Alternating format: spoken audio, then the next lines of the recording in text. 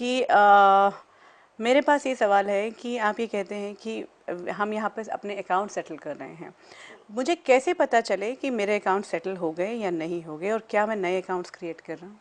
ये कैसे अंदेशा हो जाएगा मुझे कि मैंने अपने अकाउंट को सेटल किया है? नहीं, वास्तव में व्यक्ति अकाउंट बनाता भी रहता है और सेटल भी करता रहता है। अगर कोई खास ध्यान रखे कि मुझे अपने अकाउंट सेटल करने हैं तो वो ना बनाने की ओर ध्यान देता है। नॉर्मल कोर्स में तो हम अकाउंट एक तरफ सेटल करते रहते हैं, दूसरी तरफ बनाते रहते हैं, बल्कि बनाते ज़्यादा हैं और लोअर क्वालिटी के बनाते हैं, नेगेटिव तरह के डेबिट अकाउंट बनाते हैं और क्लियर कम करते हैं। इसी वजह से ये दुनिया सतयुग में से कलयुग की ओर आती है, गिरती कला में आती है। अब एक व्यक्ति पूछ रहा है कि मुझे कैसे पता लगे कि मैंने अपने अकाउंट को सेटल किया या बनाया। उसका आभास उसको हो सकता है कि क्या उसने दिया या लिया। अगर उसने दिया, उसको महसूस होता है कि मैंने दिया, तो समझिए उसका कुछ डेबिट क्लियर हुआ। अगर उसको महसूस होता है या उसका एटीट्यूड ये कि मैं कुछ ले लूँ, तो उसके ऊपर बोझ चढ़ता है। एक तो ये है।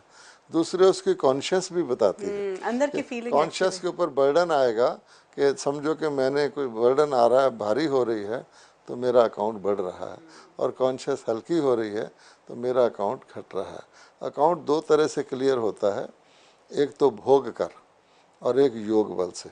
ये भी जानने की ज़रूरत है कि अकाउंट भोग कर यानी जैसे किसी को शारीरिक रोग आ जाता है, कुछ आ जाता है, तकलीफ, वो भोग कर क्लियर होता है, ले देकर भी क्लियर होता है रिलेशनशिप्स में।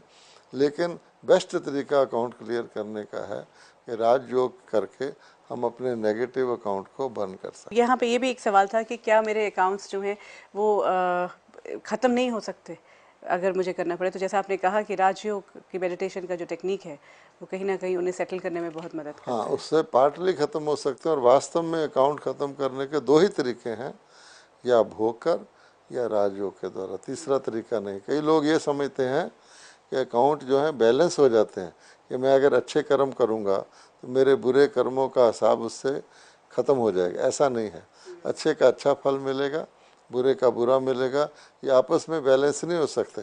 अच्छे करूँ तो बुरे उसके एडजस्ट नहीं होते।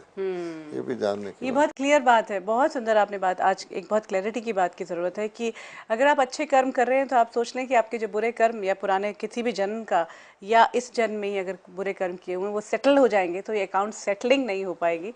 अकाउंट सेटलिंग या तो भोग द्वारा ही होगी या राजयोग द्वारा ही हो सकती है।